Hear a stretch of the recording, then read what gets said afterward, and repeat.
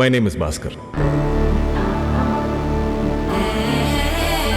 మగధ బ్యాంక్లో క్యాషియర్గా చేస్తున్నాను. నా జీతం 6,000 రూపాయలు. బ్యాంక్లో నాకున్న అప్పు 36,000 రూపాయలు. Welcome to Bombay, the money capital of India.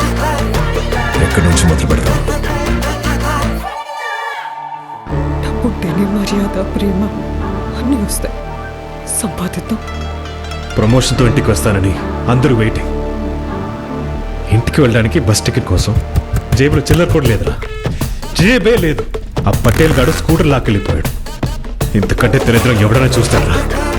పోనీ పోతే నా ఒక్కడి జీవితం, బాగుపడితే మొత్తం నా కుటుంబం.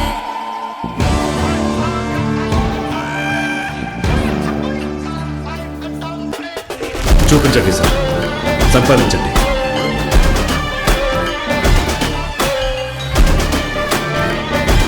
తను నేను కలిసి ఇంపోర్ట్ ఎక్స్పోర్ట్ బిజినెస్ చేస్తున్నాను.